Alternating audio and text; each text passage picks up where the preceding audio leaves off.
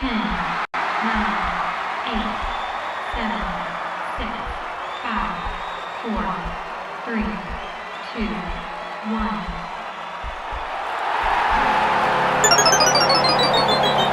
Game over. Welcome to Game Over Montreal, where the Maple Leafs have even the season series. It's 2-2. Not something that we saw in last year's playoffs. It was never 2-2 in that one. But hey, Auston Matthews has scored the first 50 and 50 since Mario Lemieux in 1995, 1996. And listen, I heard it all over social media all night and leading up to this game that it's not a true 50 and 50. Did he score 50 goals in his last 50 games? Yeah, he did. It doesn't matter if it's from the beginning of the season or not. So let's welcome in our guests tonight, Jeremy Taggart and Ian Tulloch. How's it going, boys? How's it going? I'm doing all right. How you holding up, Andrew? I'm doing great. I mean, obviously you're both very happy right now. Another win in the bag for the Leafs. Still looking incredible heading into the playoffs now. What stuck out to me from the Leafs, and we're going to talk about the Habs, don't worry, a lot in this show, but I want to just get it out of the way quickly on the Leafs. I thought defensively in the first period, they just absolutely set the tone. Like, obviously Matthews was on fire the whole game. It looked like every shift he was going to score. But that first period, the Habs couldn't get any space at any point. It was a different kind of Leafs, which is what we've seen a lot of this year. Is they are just way better defensively than we've seen in recent years. Well, I mean, I would have to, I'm not an analyst. I just, I'm a very kind of old school fan. And when you say defense, like, yeah, I mean, that's kind of unheard of in my generation, or maybe the generation before, where that was like, wow, the defense is incredible, so it's very different. And it's a very different feeling with the team now than, 10 years ago, or even 6-7 years ago. It just seems like these young stars on this team, they just don't care, that they're not as pressured. Doesn't seem as like the same dark cloud is hanging over them after every game with all the reporters and the pressure of being a Toronto Maple Leaf. It just seems like they're not as affected as previous great generational teams. So obviously I couldn't be more optimistic, because it's different. It feels different. And, maybe it's because they have Justin Bieber coming in the dressing room all the time, and it actually changed. Like, when there's like really big celeb like that back in the day, like, you might see a guy from Degrassi in the dressing room with the Leafs. It wasn't quite the same. I don't know, not power, but just the fame part of it. Toronto is such a different city than it was. There's just a lot of different things. I remember talking to veteran, great hockey players that said they would never want to play in Toronto for that reason. Just the pressure was too high and the scrutiny was too much. So I think they don't care. It seems like these kids love the attention. So it's nice to see. You've got to have some of those in there. Sorry, Ian. Go ahead. I was just going to say they're a big part of the reason the team has the puck so often. I know that you talked about defense. One of the things about Toronto that really fascinates me is how often they have the puck. I think that's their way of playing defense. I know Justin Bourne's written about this a lot, about how when they're forced to defend in their own end, you don't trust it that much, but they don't have to do it very often because of the skill that they have, whether it's Auston Matthews, Mitch Marner, puck moving from the back end. I know they added Mark Giordano, who's a defensively strong defenseman that you trust in his own end. But I think they showed a stat towards the end of the game where Toronto had about 15 minutes of puck possession in the offensive zone to Montreal's roughly 5 minutes. That's just pure domination. And I know that there's a bit of a skill gap between the two teams right now, but a bit, I'm evaluating a little bit, slight, just, splitting hairs really. But one thing I really like about this Toronto team is how much they've committed to puck possession, and they don't dump it in when they cross center ice. They try to get a clean entry. They try to make the next pass. And a lot of their goals are because of the fact that they didn't give up possession early in the shift. They tried to keep those passes going. And it's part of that Kyle Dubas, Sheldon Keefe brand of hockey. I like watching it. And when Auston Matthews is doing what he's doing right now to put the puck in the net, an absurd rate, it makes them a really fun team to watch. I can't get enough of it lately. Yeah, absolutely. One thing that I did note in this game was that as strong as the Leafs were, that 5-on-3, it very much felt like playoffs Leafs.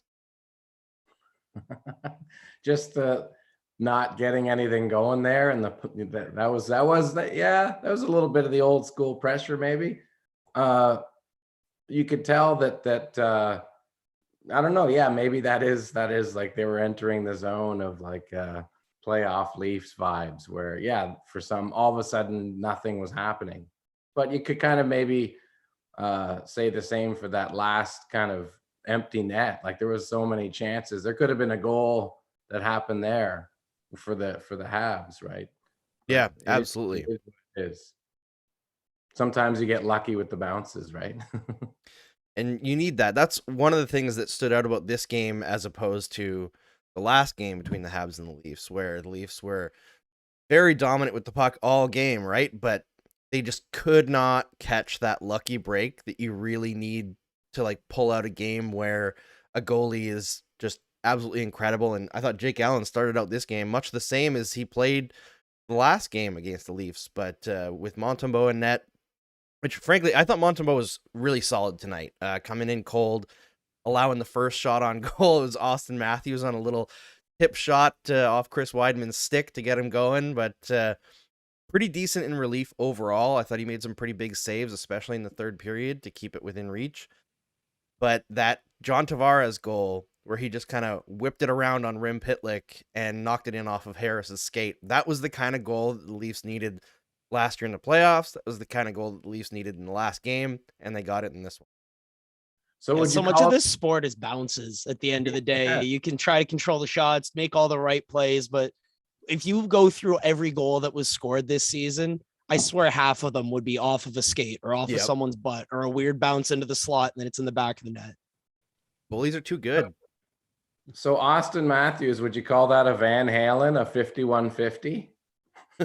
I don't know what to call it, but it's impressive, man. Like, I just don't know. I've run out of adjectives for Matthews. It's like I've been so impressed by him from the moment I first saw him in like the Team North America stuff, and I was like, "Whoa, this kid's like plays like a fully grown man already, 18 years old, or might have been 19 already at that point. I don't remember.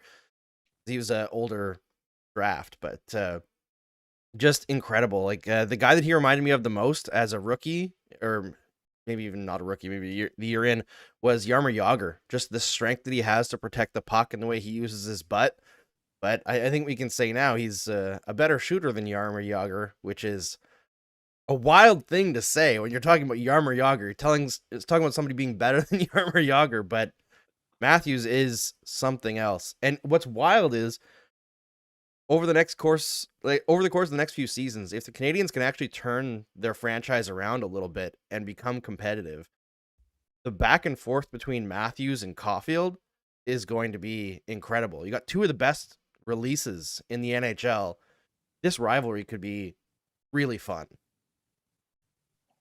I agree. I mean, I think it's always fun to have the back and forth between Toronto and Montreal, and I've got lots of friends that are Habs fans, and it's just the best thing in the world to playfully have that kind of experience with your friends, and it's so deep.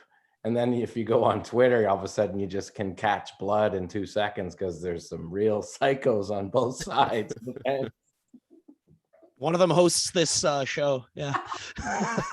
Hey, I'm very nice. All right. Andrew's one of the nice guys on Twitter. All of my trolling of Leafs Twitter is very kind-hearted. I never say anything to me. I can do some searching. I don't know, Andrew. We'll have to see Pull it about up. that. I'll be happy to see my greatest hits list. I'll tell you that much. But you know what? I mean, I'm talking about the people that, like, you can tell how angry they are. That you can feel the smashing going on the keyboard. Yeah, there's some out there tonight, and I was like, guys, this is just a fun game. Like, Toronto needs this win, maybe, but like that's just jockeying for position. The Canadians are playing for pride, trying to like build an identity going into the next season. Enjoy the game. Why are we at each other's throats? Like, yeah, throw some chirps in there because that's part of the fun of this, like sports, right? Anything where there's loyalties and rivalries, that's fun. But the people who are out for blood and want to just like go nuts on everything, like I had a few comments today from Leafs fans and Habs fans that just like Habs fans getting on me because I said it was a 50-50. Like, Maurice Richard is rolling in his grave right now because it's not from the first game. And it's like, guys, they only played 50 games when Richard scored his. That's why it was a big deal to do 50-50 from the first game. There was only 50. It's still 50-50. Yeah, He did it. I It's the first know. time in 26 years. Like, it's okay to say that it's really cool. No matter what you say, though, there's still like that percentage. I don't know. It seems like a lot. You guys would know more than me because I don't really get into it or talk about sports that much because there's other things going on in the world that are worth kind of fighting for or arguing your opinion for. But when people start getting into it, it's fun to watch. But man, like people are so passionate about it. It blows my mind. It really does. Have you seen any of the Matthews for Hart debate this past week? I know Edmonton media is not happy with that. Yes. No, really? I've seen a lot of that, and it's very fun. But I mean, I hate Hart Trophy talk because I feel like I kind of both sides it in a way because I'm one of those people who thinks that the most valuable part actually does matter to the voting of the trophy.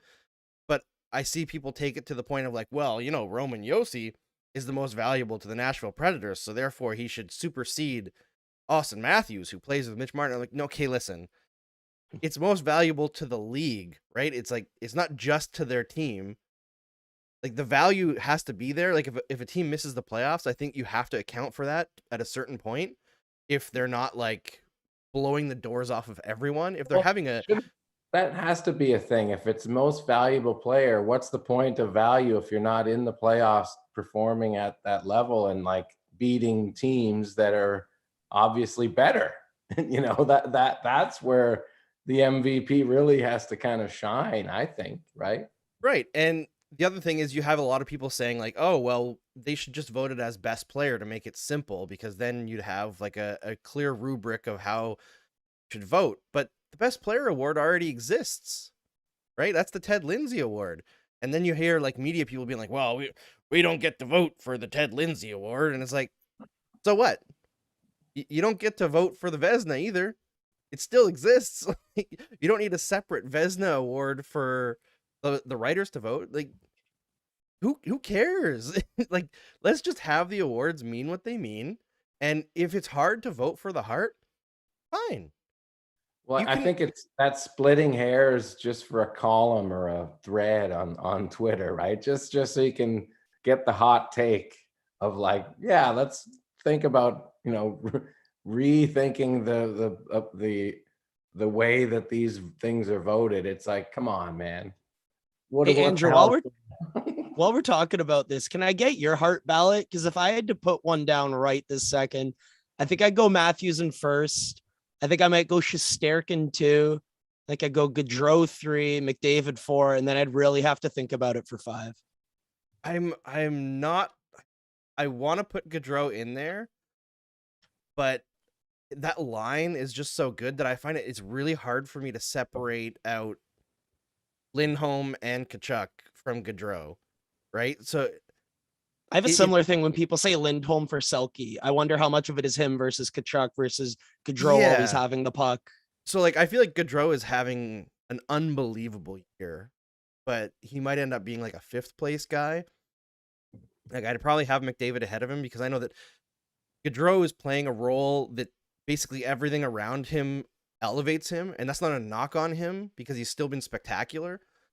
But you see Connor McDavid, and half the time it's like he's grabbing his whole team by the back of the collar and dragging them up the ice to try to get a scoring chance.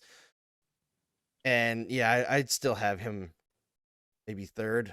Shesterkin is again so spectacular. He had that little dip, and now he's coming back, and The only thing that knocks Shesterkin down for me is he hasn't played that many games. Like, I know he's had an incredible year, but you look at the last goalie who won the Hart, and that's Carey Price, and Price played, I think, 66 games that year. Shesterkin's on pace for like 52 or something like that. Is it 48 It's just right not now? the same. Let me spin this for you guys the other way. So, because it does matter who the supporting cast is for these things. So, who do you guys think have the best supporting role, like the best, supporting cast for that person? I guess that would be the anti-Matthews debate, right? You're saying that he Yeah. plays with Marner, that he plays on a loaded power play unit where he picks up a lot of points. I can see the argument there. I can see what you're trying to say. For me, a lot of this comes, I know you say the Ted Lindsay Award is the best player in the league and the Hart Trophy separate, but if the best player in the league is on a top 3 team in the division and he's scoring at a 60 goal rate while playing great defense, at the end of the day, I just think it's easy to make that decision. Yeah, it's the same thing as what happened with Kucherov, right? There was debate when Kucherov won the Hart. Was he the best player in the league that year? But he did something that nobody had done since, I think it was like Jaromir Jagr in like 96 or 97 or something like that. It was topping 120 something points. It was incredible. Well, this is what Matthews just did, right? He did something that hasn't been done in 26 years. Scored 50 and 50. He started the season coming off of wrist surgery, and he was so cold through the first 6 games that Leafs fans, I distinctly remember on social media were like, oh man, fixing his wrist ruined his shot and he's done now, and immediately just becomes Superman. But it's that, and on top of that, I look at what I discovered the other day, which I know Ian saw, was over his last 25 games. Now, I don't know what it would be after this one, but coming into this game, Matthews' goaltenders behind him had a save percentage of just 81%, which is brutal. That's brutal in the 1980s, right? And despite that, when Matthews was on the ice, the Leafs were scoring 60% of the goal. So, you're dealing with bad 80s goaltending, and you're still so dominant that you're outscoring everybody. It's just otherworldly. That goes back to, maybe it's the other thing, like when they start to look like the old Leafs, it pairs down to the best of the best. And there has to be more than just Matthews, if that's the case, when the pressure is really on.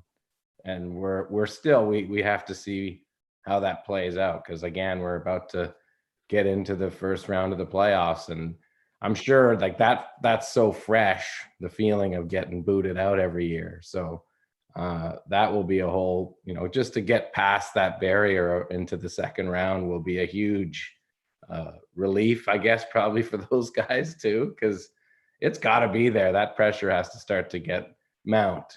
Yeah, you just get the Andrew, feeling. I like that stat that you brought up. I like the fact that you brought up that the goaltending has been so bad and the scoring has been unbelievably good, because I feel like there's a good luck, bad luck kind of factor here that's been going on with the Leafs for 3 or 4 months at this rate, where their goaltending has been pathetic.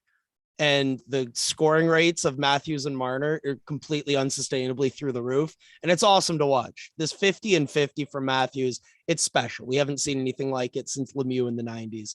What Marner's done since he came back from his injury, he's been unbelievable. He's been scoring at an absurd rate. So at some point, people like you are going to point out that that's going to drop down, that they're not going to keep scoring at this rate. And you say, hey, the playoffs are rolling around just in time for Marner's shooting percentage to regress down to the mean. And I hear that joke.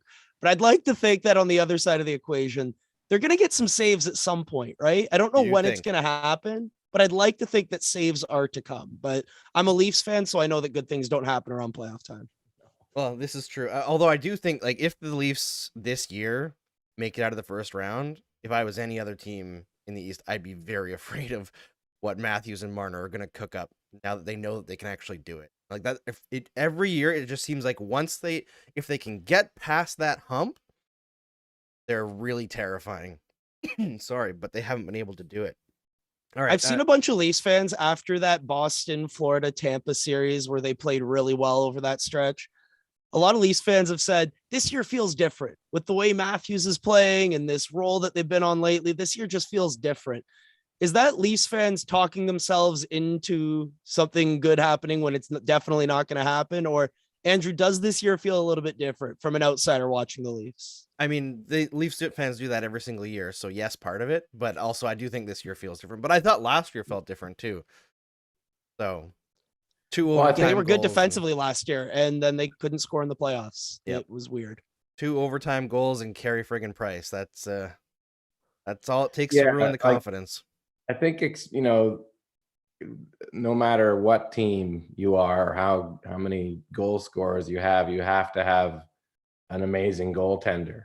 I don't remember any Stanley Cup winners that had an okay goalie. It's generally somebody who's that's good. I mean, it's generally someone who's on fire when it's happening. And they could have had a peak at when they won, but generally it's like you have to have a rock solid goalie, and that could be the at the end of the day what takes us out probably. Yeah. I've got a question from T-Mar saying, can we get Ian's take on the Leafs defense pairings going into the playoffs if everybody's healthy, please? No, we can't, because we're moving on to the Montreal Canadiens actually now. This is a Montreal Canadiens show. We're done talking about the Leafs for now. Jake Allen tonight. Raging right now. People are so mad. Poor guy. You want to know about Riley Labushkin? How does Liljegren fit into the mix? No, let's move on. Is Rasmus Sandin even going to play? I don't think he will. Term, right? That sucks for him, man. Even if he comes back and is healthy, I think he's out of the top 6 at this rate. Oh, that sucks for him. He had such a good year going in. But anyway, Jake Allen, man, he's just been incredible since he came back from injury. But this is an area where I don't know if the Montreal Canadiens this season are just hilariously cursed. But Jake Allen on a roll, Carey Price about to come back. Jake Allen blows out his groin. Looked real bad. Probably out for a while. Canadians just cannot keep goalies healthy this year. It has been an absurd parade. Price hasn't even played yet, obviously, but he's been practicing like crazy. There was a big thing going around in after he practiced in New Jersey for 54 minutes and came off the ice with a big smile on his face. The Canadiens announced that he wasn't going to play this week. A lot of behind the scenes rumblings that he might play on Monday. But now there was a couple comments saying they hope that the Canadiens don't ride Carey Price like they've been riding Allen over the last little stretch, because obviously he hasn't played. We don't know much about how his knee is doing. I don't think that they're going to play Carey Price every game like playing Allen. I think if anything, Carey Price is going to come back and play like every other game, because it just doesn't make sense to red line him at this stage of the season. Yeah, I don't see the point when there's no point to push anybody at this, stage. It's kind of like cruise control to golf season at this point. At the same time, you probably want to get him some games before the end of the season, right? You've got this window.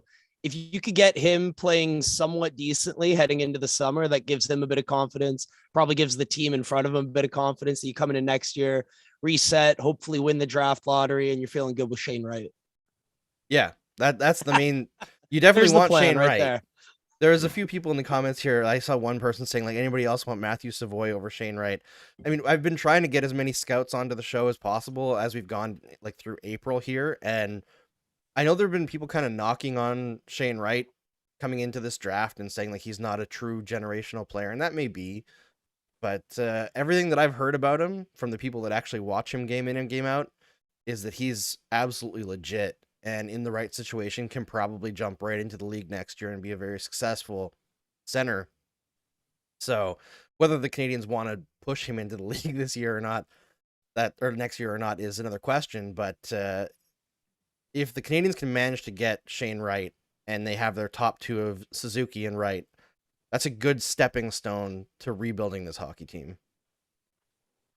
See, it's just going to feel weird them not drafting a winger and then trying to force him to play center. So that to me is just going to really mess things up. But yeah, no, if I'm looking at this Habs team right now, I'm just looking at the building blocks moving forward. Cole Caufield looks like a 30+ goal scorer every year. I really like him. I know he hasn't done it yet, but just again, like you said, you watch the release, you see the way he's able to create space for himself. The goal he scored the other night where he faked a slap shot and then backed up 2 feet into open ice. That's such a repeatable goal that you can score multiple times a year. I'm a huge fan of his talent. Nick Suzuki, Seems like he'd be a better 2C on a cup contender, on a true cup contender. I'm not sure if he'd be my 1C, but I like the building blocks that you have there in Montreal. Still feels like you're a defenseman or two short as of right now, but again, they don't you have got to very start many somewhere. defensemen right now. Yeah. Jeff Petrie finding his shooting percentage again might help.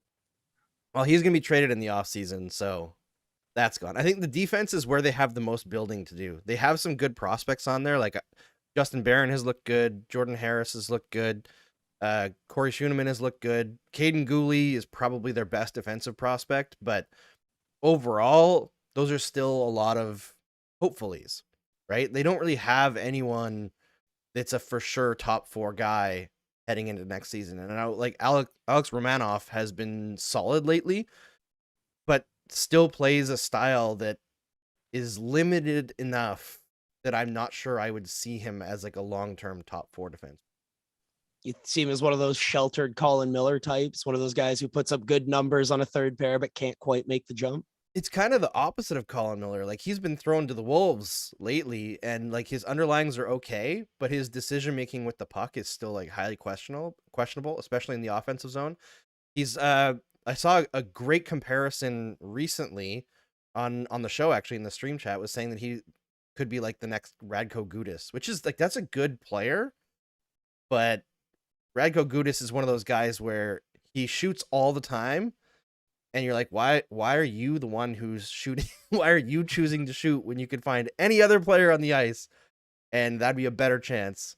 And that's kind of Romanov, is once he gets the puck in the offensive zone, he's either going to dump it into the corner or he's going to take a shot that most likely is going to go off a shin pad and clear the zone. Yeah, no, that's not efficient hockey. I know we're nerds, me and you, Andrew. We like talking about getting those shots to the slot, getting those high XG chances. And I think a shot from the blue line, especially when it comes from the boards, those go in 1% of the time, maybe 2. It's just you're wasting possessions at that point. You're just giving the other team the puck. I can just jump in and say that Just for Laughs looks great this summer in Montreal. That's about the only tip I can give you. An analysis for Montreal this year. Get your Just for Laughs tickets, because it's going to be a good one. Yeah, I'm sure it will be. I mean, at least they've got the draft this year that they're hosting. They've got lots of picks, so that'll be fun. They'll get to make a big pick in front of the hometown crowd, which is always fun. But overall, lots to do for the Montreal Canadiens. And you mentioned Cole Caufield, Ian. I do want to talk about Caufield because, again, he's scored here. Just, the kid looks unstoppable lately. Obviously not Auston Matthews level, because frankly, no one has been and likely will be for this generation. He's that good. But Caufield has 17 goals now, I believe, in 27 games under Martin St. Louis. Again, shooting high percentage, but his shot numbers have gone way, way up. And part of the reason why that shooting percentage is so high is because he likes to pick them corners and he misses the net a fair amount. So it kind of, if you look at his shooting percentage per shot attempt, it's a little bit less outlandish than you might expect. And overall for the season, his shooting percentage is actually not off very much at all. But he shot 1% for the first half of the season. It was crazy. Yeah, that's the weirdest thing about this season for him, is watching him now. I cannot believe he scored 1 goal in 30 games under Dominic Ducharme. It just doesn't seem right. We've all watched him play for a lot of years now, where the puck is off his stick in the back of the net, beats goalies clean from distance. How was he not scoring? I wasn't watching these games closely. What was going wrong? Was it just brutal puck luck? Part of it, but also he did not have anywhere close to the confidence to do things that he has now. Like, just far more tentative around the puck. He wasn't going to the scoring areas that you would expect, and there were people throwing around like bust talk as like he couldn't hang in the rough and tough NHL because he wasn't like driving the net or pushing play, and he was getting knocked off the puck a lot along the boards. And it just seems like once he was told, hey, if you make a mistake, we're not going to bench you. Like, just do what allows you to score. Be dynamic, be yourself. He was like, oh, okay, well, I'm just going to flip a switch and just start scoring as soon as the new coach comes in and not stop. It's been incredible to watch. He he finds space, and his release is so good. It's Well, if a something that I new don't think the Canadians have seen for a long time. Like I asked on Twitter or during the game, I asked who is he the most dynamic halves forward since, and the most common answer was Caufield, but you had people being like, he's the best since Lafleur. like if it's a new coach that comes in and it just happens like that, it had to be some kind of a feeling or something that was just not connecting with him, and the whoever came in realized that this is where I need to shine the light, and boom, right? Sometimes you just get your sea legs with a different perspective. I know Marty St. Louis talked a lot about structure and not trying to box a player in, letting them make reads. Watching the Montreal Canadiens under Martin St. Louis compared to under Dominic Ducharme, what have been some of the tactical differences that you've noticed that allow their skilled players a bit more space, a bit more freedom to make plays in the offensive zone? Because that's what I've seen a lot of from Nick Suzuki and Cole Caufield, but I'm curious about the process and how they're getting there. Well, I'm not sure if there's necessarily something specific that they're doing in the offensive zone that is like structural per se. It's more just what you mentioned. It's the freedom to make reads and anticipate plays. You look at what the Canadians were able to do last year in the playoffs, and a lot of their offense came from disruption, right? Whether that's creating a rush off of a broken play by the opposite team in the Canadians defensive zone and going the other way, or picking off a pass in the neutral zone. That was a big part of last year because the Canadians very successfully basically scored first almost every game after the Leafs series, and then capitalized on teams trying to, run up or try to get back in the game and take some risks. That was their main source of offense.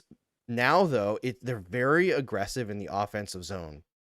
You see Caufield and Suzuki specifically are given more latitude to like extend their shifts for checking, where normally you would say like to a guy, you got to go back on the back check, get into the neutral zone, start creating a defensive posture. Whereas now you'll see Caufield especially has a lot of latitude to continue forechecking once it seems like the opposing team has really good control of the puck and should be able to exit the zone easily.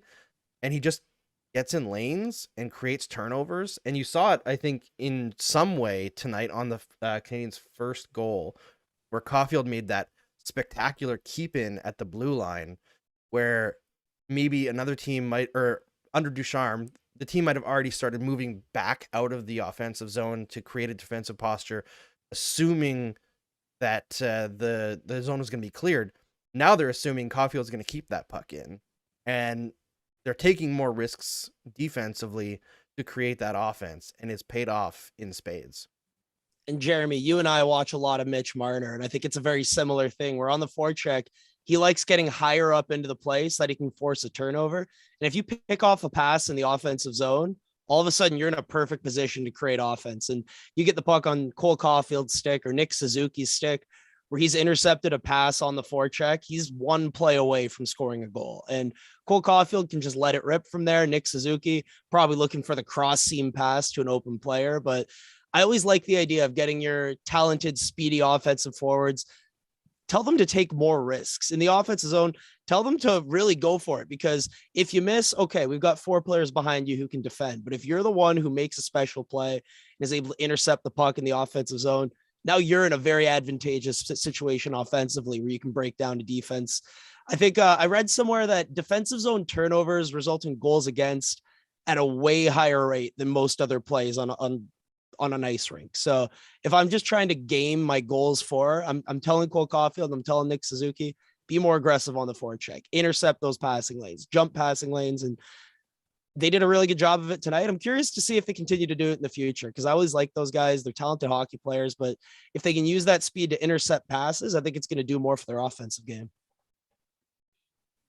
Yeah. I mean, Mitch Marner is actually a really good example because he is very good at being disruptive, right? And I think that's what makes him a good penalty killer. And I wonder going forward, because Caufield has grown a lot in his ability to challenge puck carriers, if they end up trying him on the penalty kill. I know he's just a little guy, but Martin St. Louis used to play the penalty kill, and he was just a little guy too, although he had a much longer stick, so that helped him. But I just, you look at Martin St. Louis' face after Caufield scored tonight, the belief is very strong. Like he was just like smiling ear to ear. He loves that kid. It's very clear. And I think sometimes with a guy who's as talented as that, who's just in a rut, all it takes is that one guy who really has your back. And it was clear from the day that they hired Martin St. Louis that Caufield felt that St. Louis had his back. And it's been kind of cool. I know that a lot of people have wanting to write off Caufield's resurgence here as like, oh yeah, the games don't matter and that's why he's been great. But man, the games haven't mattered in Montreal since like game 5. I'll be honest. Like they've been out of it from the very beginning. So there was you've been a enjoying ton of games post games. You enjoy doing the post games for all these games that don't matter this year. How does it feel to try to extract meaning out of it? No, it's not an issue, honestly. Even when they were really bad, I still had fun on the post games. There's less to talk about, but it's just like I bring on a bunch of my friends and I talk hockey. You know, it's the easiest job in the world when it comes down to it.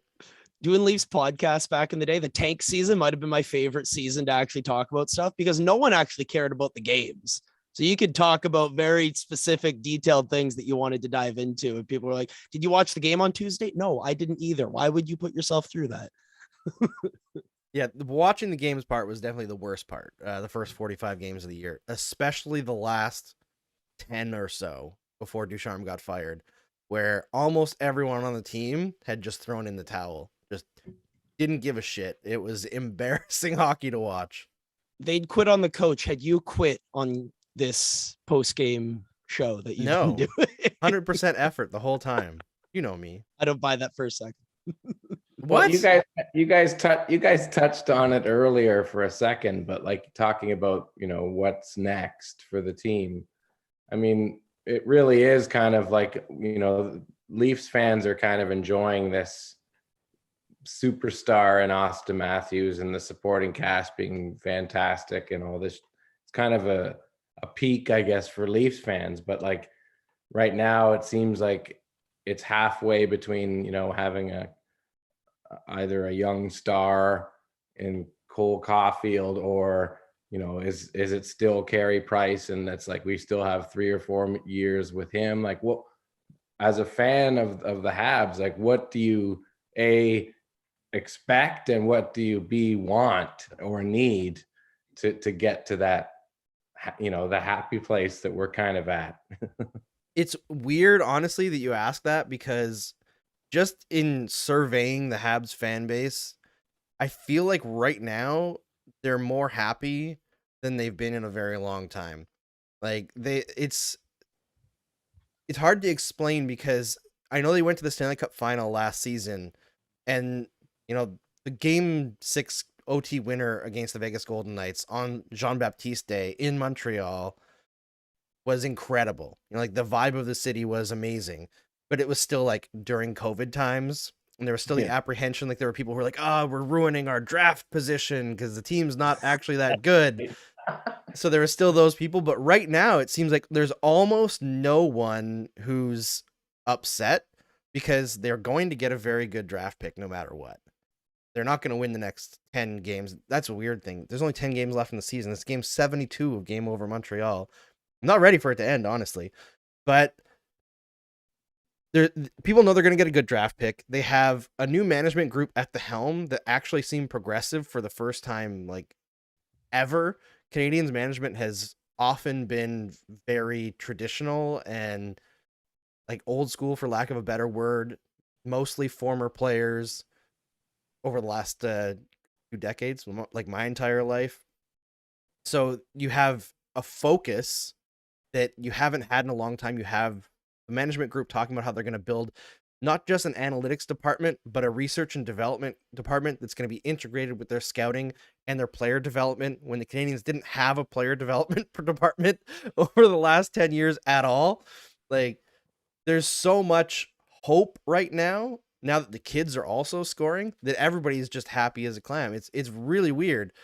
Maybe it'll change next season when people realize that it's still going to be a ways to go, especially once they lose Jeff Petrie in the offseason for who knows what the return is going to be. But is that confirmed happening? I mean, the Canadians have said several times now that once they find a fit, they're gonna do it. His family's been in Michigan the entire season. He hasn't seen them. Like it's an odd situation that involves like personal issues, you know? Like it's a rough situation for Jeff, and I know that he was a guy who took a lot of criticism through the first half of the season because he was openly like just dragging the coach in post-game interviews and stuff. And then when Martin St. Louis came in, he like the first or second game of Martin St. Louis, he was like, yeah, finally everybody knows what they're supposed to do in the defensive zone. People were like ripping him for that too, but like he was honest. As much as Ducharme was handed a pretty crappy situation coming into this year with Price gone, Weber gone, Deneau gone, Edmondson out most of the year, Ducharme's entire tenure this year, he had no solutions. There's very clearly no solutions. Nothing was going right. Couldn't get the kids going. Like the simple things that you want to see in a lost season to give you some hope going forward, none of that was happening. It was an obvious mess. So like, I don't know, Jeff Petrie was right. Did he quit on the coach? Probably. But I don't really hold that against him that much. That's true. Yeah. Like, honestly, if when you're not feeling it, you're not feeling it sometimes, right? Yeah, there's I know only one of the so much you interesting could things- expect. I was just going to say, one of the interesting things about fan experiences and everything is how much expectations it impacts things. If you have no expectations and your team makes the playoffs, all of a sudden you're feeling incredible. But if your Yep. team's expected to play well and they only play decently, all of a sudden you're screaming at the second pair defenseman and the backup goalie and the third line left winger. And you're finding ways to get frustrated about a team that has been performing pretty well. With Montreal, clearly there's no expectations this year, at least after about the first week or two of the season, no expectations. So I think that has a massive impact on your outlook on a team, not necessarily based on their actual performance on the ice, but just based on how you think about what should they win? Should they win this game based on the talent they have? Yeah, probably not. So I'm going to be looking at Cole Caufield. I'm going to be looking at Romanov's development. I'm going to be trying to see if we have any players in the pipeline. I'll watch the AHL team tonight and see who they've got. Yeah, and like the happiest fans in sports are fans of a team who's in the first year of a rebuild, the Cinderella team that makes it to like the end when they had no expectations, and the team that wins right after they've won it, right? Not an 8 point before that. They're like happy to be on the ride, but there's like that anxious, nervous energy, right? I liken it to whenever there's a best on best tournament in hockey or even the World Juniors, Canada.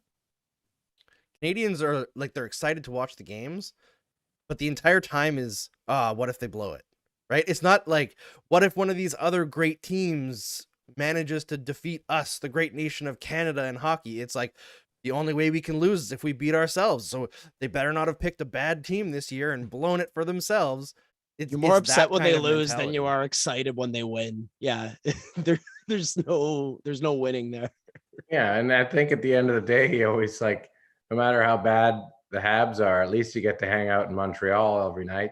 You know what I mean? It's a great place to go and drown your sorrows. This is true.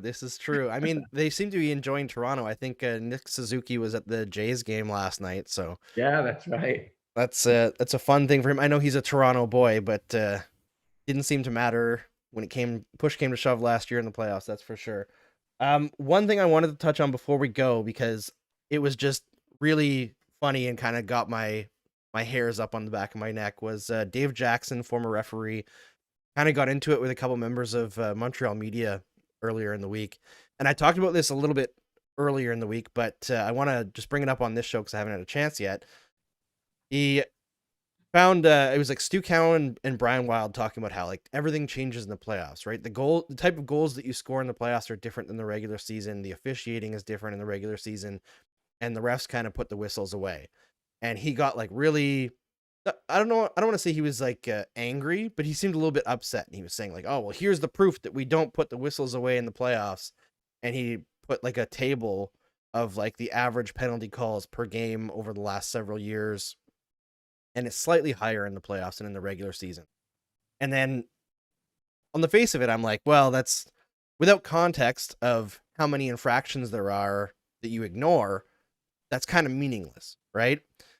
And then in the second tweet on this little thread he put, he said that there are actually fewer infractions in the playoffs to call, and the refs call it more tightly because players are very aware and don't want to take penalties in the playoffs.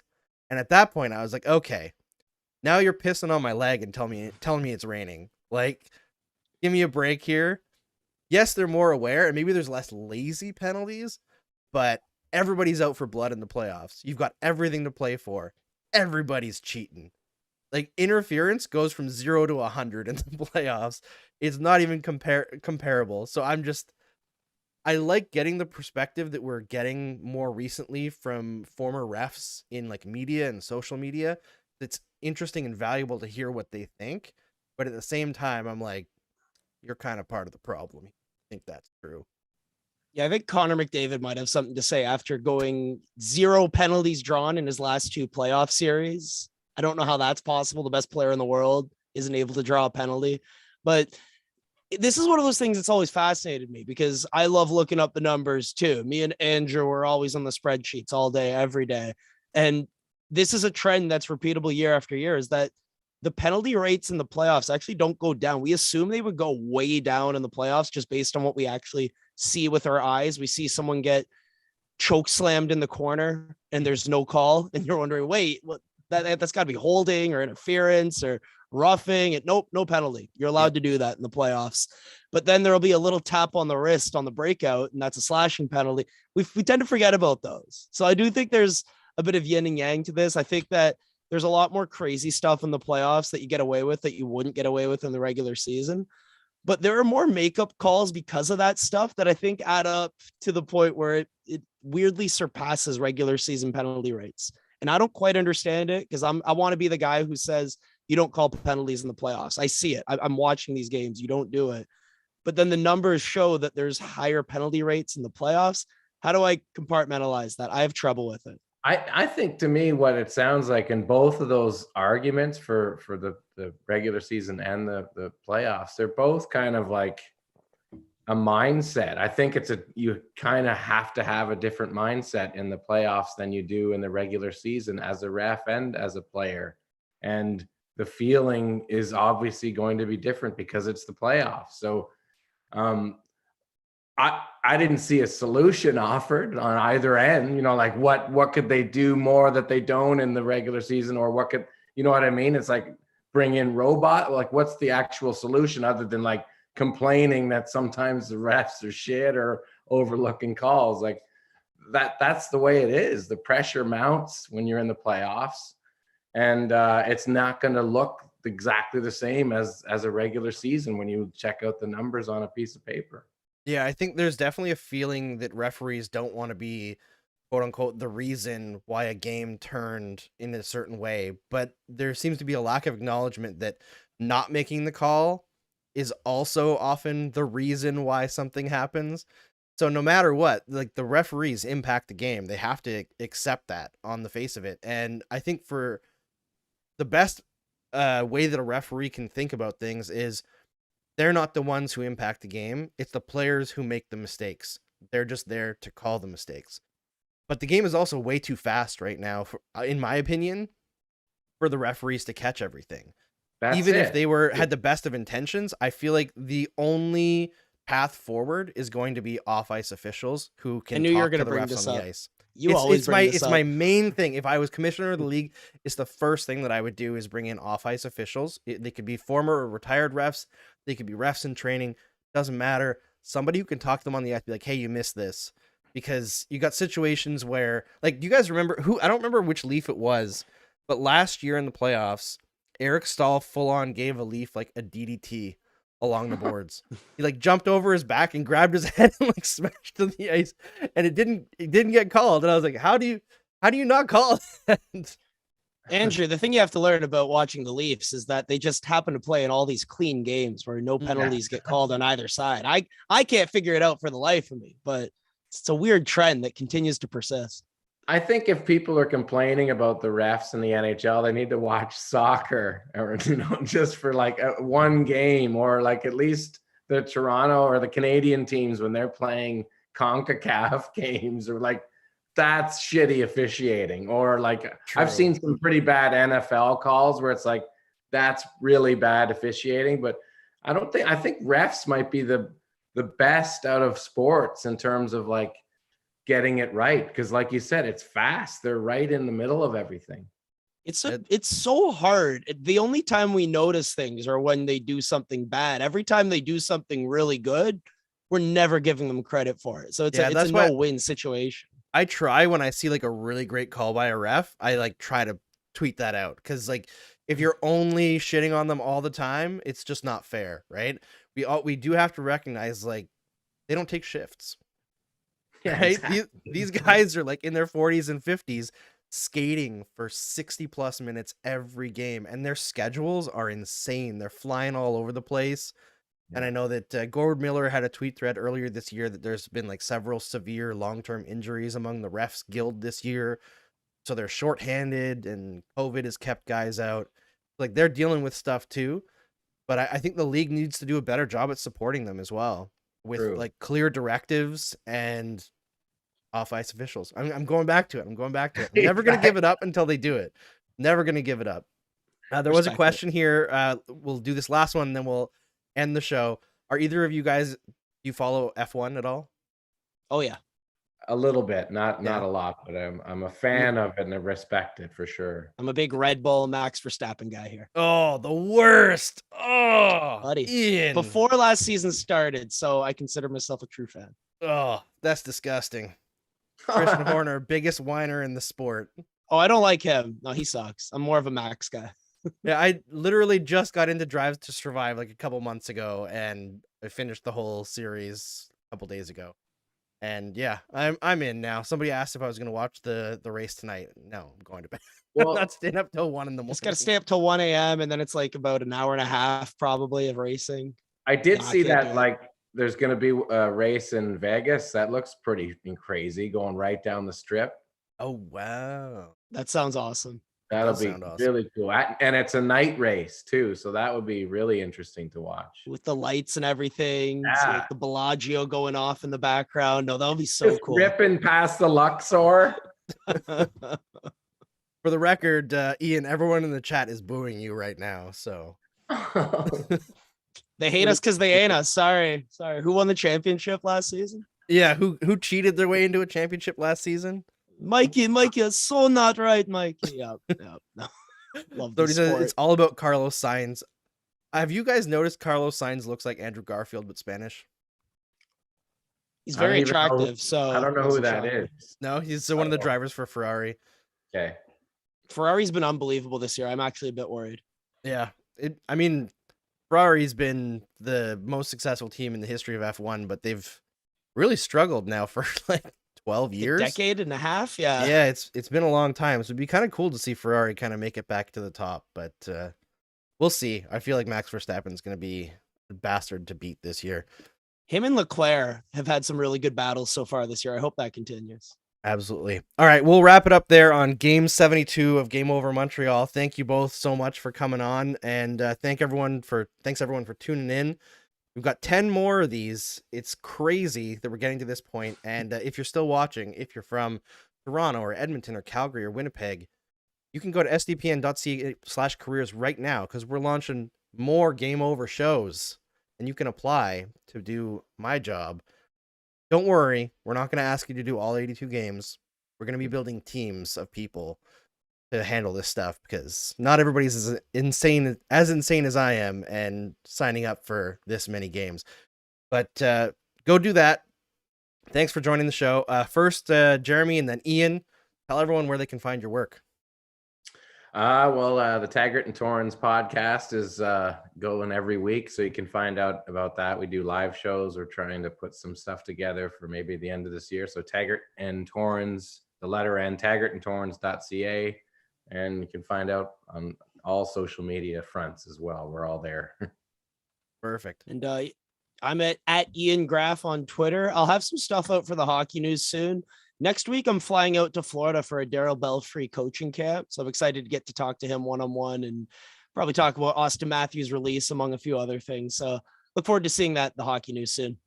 All right, sounds great. Thanks everyone for tuning in. There's a few people who said we need more Ian on the show.